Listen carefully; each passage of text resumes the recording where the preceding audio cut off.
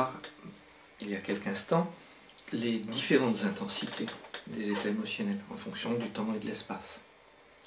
Maintenant, penchons-nous sur comment, à l'intérieur, se produisent ces différentes émotions. À savoir que nous avons à l'intérieur l'aptitude à pouvoir, vis-à-vis de ces événements qui se produisent ou ne se produisent pas, d'avoir un état particulier, de prendre une décision. Par exemple, un événement arrive dans notre vie extérieure, nous ne l'avons pas souhaité, quelconque événement, ça peut être quelque chose de bénin ou alors très très important, nous pouvons rester passifs parce que nous subissons, entre guillemets, nous avons l'impression de subir cela, parce que nous n'avons pas contrôlé cette réalité-là. Bien sûr, il y a des événements extérieurs que nous ne contrôlons pas et qui sont en dehors de notre champ de contrôle. À ce moment-là, nous allons rester dans un état de tristesse, puisque nous sommes dans un état passif. Il n'y a plus ce que nous souhaitions. Ça, c'est le premier état possible de subir, entre guillemets, d'être passif. Ou alors, nous pouvons avoir une autre attitude qui est réactif. Nous n'acceptons pas cela. Nous n'acceptons pas cette réalité-là. Et à ce moment-là, la réaction va nous amener des émotions plutôt de colère, de virulence. On ne va pas être d'accord. C'est le deuxième état émotionnel, conséquent à la manière dont nous traitons cette information. Troisième possibilité, nous allons être actifs. C'est-à-dire que nous allons faire quelque chose par rapport à cette réalité extérieure, continuer à agir par rapport à cette réalité, même si elle n'était pas recevable, si on ne l'acceptait pas. Mais là, on reste actif et l'état émotionnel est différent. On est toujours participant de ce qui se passe.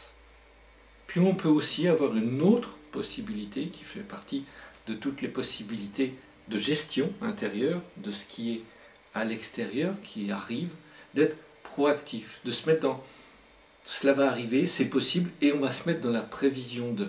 Donc on va avoir une action mentale qui va envisager l'hypothèse que. Et on sera déjà préparé. C'est-à-dire que lorsque la chose va arriver, ou ne pas arriver, nous aurons déjà préparé notre état psychologique. Et là, nous serons plutôt, je dirais, participants de la réalité, co-participants de la réalité, plutôt que de la subir ou d'être réactifs. Autre possibilité, qui est la dernière, simplement ce projet ou cette chose qui était en tête, ou cette réalité qui est advenue, que nous ne souhaitions pas, simplement abandonner notre propre projet et de le lâcher. Lâcher prise, ce que l'on dit, c'est un terme qu'on utilise beaucoup, comment lâcher l'imaginaire de ce projet de façon à ce que nous ne vivions plus sans cesse cette différence source de souffrance. Et je terminerai cette série de vidéos sur les émotions, où il y a encore beaucoup de choses à dire, par une petite métaphore que j'appelle le syndrome du poirier. Bien d'entre nous, d'entre vous, vivent comme s'ils avaient à côté de chez eux, dans un verger, un arbre, un poirier, très bel arbre d'ailleurs. Et face à cet arbre, qui est fait pour donner des poires, depuis des années, ils attendent des pommes. Ils attendent comme s'ils attendaient de leurs amis, de leurs frères, de leur mère, de l'amour, de la reconnaissance ou de leur chef d'entreprise. Ils attendent ce que ces personnes ne peuvent pas leur donner.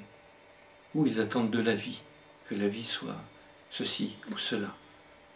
Et ils attendent, comme je disais, passifs face à cet arbre, en regardant s'il ne va pas donner cet arbre ce qu'ils attendent. Alors, à quoi bon attendre? Dans la nature, lorsqu'un sol est pauvre et qu'un arbre pousse, que les graines tombent au sol, si les graines restent sur le même sol que l'arbre originel, ces graines vont s'appauvrir, l'espèce va s'appauvrir, voire même disparaître.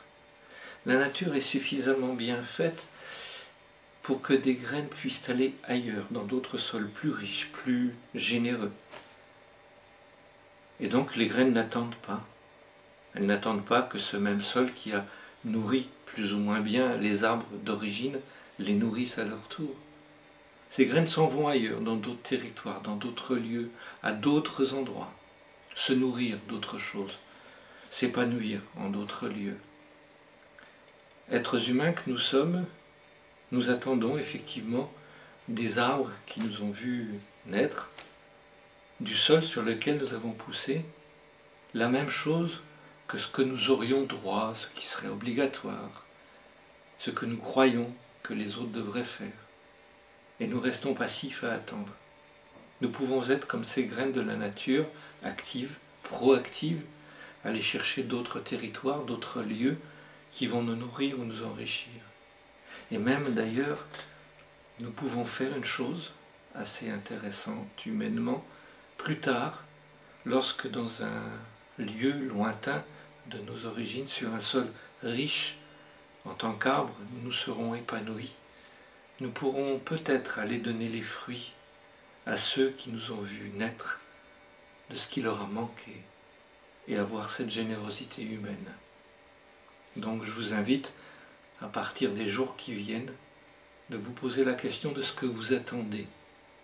Et sachez aussi que si vous attendez d'un arbre ce qu'il ne peut vous donner, vous serez sans cesse en train de regarder ce qu'il ne vous donne pas. Vous verrez au sol rien, vous attendrez des pommes d'un poirier, et au sol vous aurez toute une série de poires qui seront là, en train de flétrir, de se décomposer, que vous n'aurez jamais vu. N'attendez pas ce que la vie peut vous donner. Peut-être c'est elle qui vous attend et qui vous donne tous les jours ce que vous, peut-être vous n'attendez pas. Merci à vous et nous nous retrouverons encore pour d'autres histoires et d'autres sujets sur Psycho TV Info. Merci, au revoir.